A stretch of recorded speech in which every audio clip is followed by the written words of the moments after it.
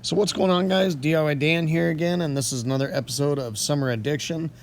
In the last video I bought some bigger ballasts and I showed you how they worked and I put them in the boat.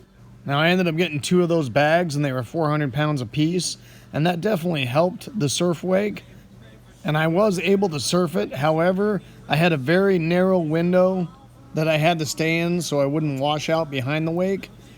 And so I went on Craigslist and ended up finding 2 more fly high fat sacks with a pump for very cheap, and I'm going to show you how those work, and we're going to stick those in here too and show you how I got this wake to do what it's doing right now behind my 2001 TIGE 21V direct drive boat, which is not really meant for wake surfing. And I'm going to get a little bit into why that is as well. I also bought a Swell Wakeshaper, and I put that in different areas on the boat and tried it as well. I'm going to put each ballast in one at a time and show you a video of what it did to the wake. And I also tried those in a couple different positions, and I'm going to show you that as well. And then I moved the Wakeshaper around a little bit, and I'll tell you how that went. If you notice in this video how far I'm able to get back and accelerate back into the wake, that has never been able to happen before on my boat. So keep in mind, guys, also that this is only my 2nd season of wake surfing, and the first season my buddy and I basically were just trying to get a wake big enough to even try and go without the rope, which caused a lot of frustration on my part, and I know his as well. And that's when I finally broke down and decided to get some ballasts, and I think they really helped out, and I'm going to show you how much. So let's get to it. So here's a baseline, guys. This is my boat with no ballast and no Wakeshaper. So I try not to have too much dead time on my videos, but I'm going to give you a couple seconds to look at the wake with each change I make so you can really see the difference. So right here is the Wakeshaper on the side of the boat, as low as I could put it with no ballast. You can see that big rooster tail being thrown from the Wakeshaper, and that's just because it's not far enough in the water, but I can't put it any lower. One other thing I forgot to mention is basically in the boat right now is me, my wife, and my 2 daughters, and all together we probably weigh about 500 pounds total. And that all plays a part in how good of a wake you're going to get as well. So right here I'm filling up my big air ballast that I had bought. I put a rope tether so I could attach my pump to my cleat, because on the first day I used the big air ballast, the banjo fitting came off of the hose, and the only thing holding my pump from going to the bottom of the lake was the power cord, which scared the crap out of me. So I got both of those filled up. That's 800 pounds in the very back of the boat. So here is a video of what that did without the Wakeshaper. So while this is shaping up, going 11 miles an hour, another thing to try with your boat, because it all plays a part, is moving your people around to different positions and see what it does to the wake as well. So you can see that helped. It's definitely starting to crest over that wake and starting to produce something that might be usable.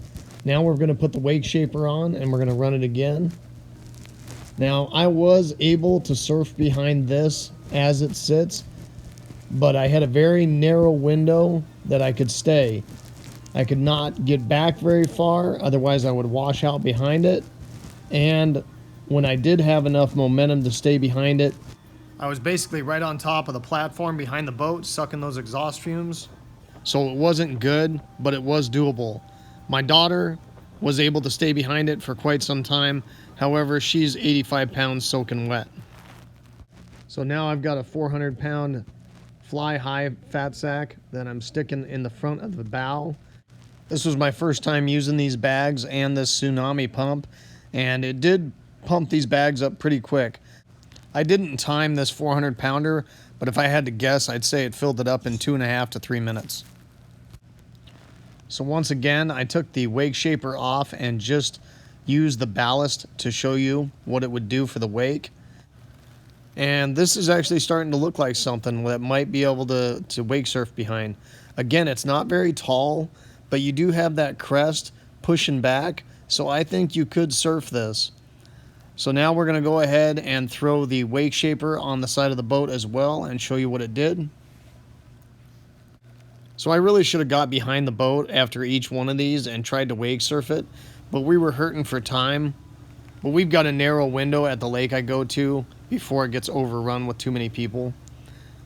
So here it is with the Wakeshaper and the 800 pounds in the rear, 400 pounds at the front.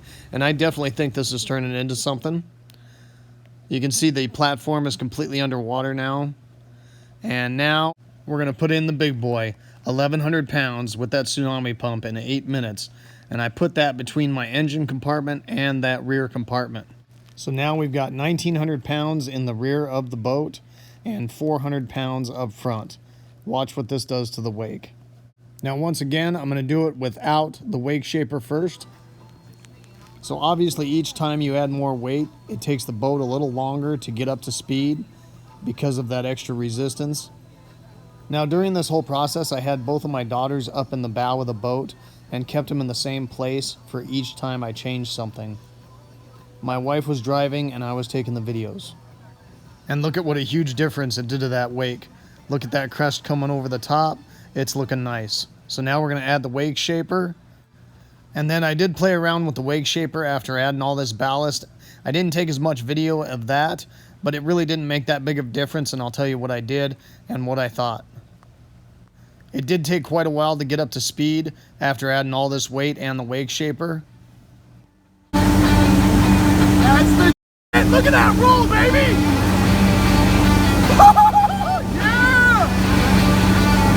Get some! And yes, I got a little excited after that, and we got out on the board and started having a good time. Don't be jealous of my dancing skills.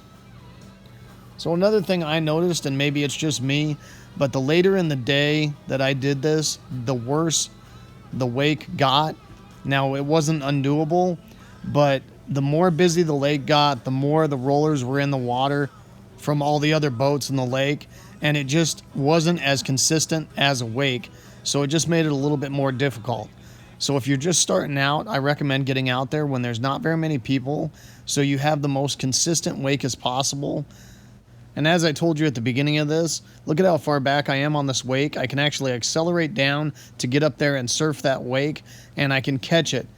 Before I added that 1,500 pounds more ballast, if I went up to do that, I would immediately wash out behind the wake. So I've got a Swell 1.0 Wakeshaper, guys, and I wanted to explain as far as positioning on the boat, what I tried, what I learned. And the main thing is, and I put it further up, I put it further back, I tried going up a little bit. It all made a little bit of difference, but the main thing I noticed is the angle of the Wakeshaper more than the positioning of it. Because you want the most amount of resistance off your Wakeshaper when you're driving the boat while wake surfing. And the reason I say that is if you put the Wakeshaper, which I did when I first started, basically straight on the side of the boat, when you're actually wake surfing, your boat, and this is obviously exaggerated, is at an angle. So your water's coming across this Wakeshaper like so, and your Wakeshaper is angled, so you are not getting the full amount of resistance off of the Wakeshaper. So what you want to do is put your Wakeshaper at a little bit of a downward angle on the side of your boat, so that when you are driving for wake surfing and the boat comes up on that angle, you still have that full flat surface resistance of the water against that Wakeshaper. One other quick note is if you have a direct drive boat like I do, the engine is in the center versus a V-drive boat, which the engine is at the back of the boat. A V-drive boat is much more designed for wake surfing, and one of the reasons is that engine weighs 1,000, 1,200 pounds maybe, and that is already at the very back of the boat. Whereas with a direct drive, your engine is in the middle, and that 1,000 to 1,200 pounds is in the center of the boat. Well, when you're wake surfing, you want as much weight as possible in the back of that boat, so you get that angle and push the back of that boat down in the water to get that big swell. So that's just something to consider, and which is why I had to add so much extra weight to my boat, being though it is a direct drive, and I don't have that extra ballast basically of an engine all the way at the back of the boat. One other thing I did try is to take this 400 pounder that I had up front and stick it back on the left hand side of the boat, back next to that 1,100 pounder, and I think that would have been awesome. However, I could not get the boat up to speed and eliminate the whitewash. It just wouldn't do it. So I ended up moving it back up front and we went back to having a good time. Another thing I tried to do when I had just the big air fat sacks is I put the one on the right hand side in the compartment, and then I put another one right in front of the compartment on the right side as well to weigh that side of the boat down so I could put the swell higher up on the boat. That didn't really do much good, but it was something I attempted. Now, a couple of things I might want to try in the future, and I'll do a video if I end up doing it, is I have a buddy that has a Swell Wakeshaper 1.0 as well, and I was debating on putting 2 on the side of the boat and see what that would do.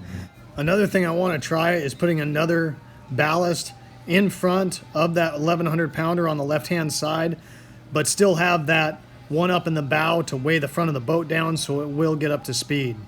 And if I do either of those, I will put a video and let you guys know how it went. So I did have an issue with both the fly high ballast and the big air ballast when I went to drain them. The fly high, you can see right here with the tsunami pump, you can see the air pockets that it's getting, because you cannot put the pump on the bottom of the bag, which is kind of a pain to do anyways, but I did have to keep the pump at a certain location so it wouldn't get those air pockets while I drained it. The big air ballast, I said it happened to me once the last time I used it.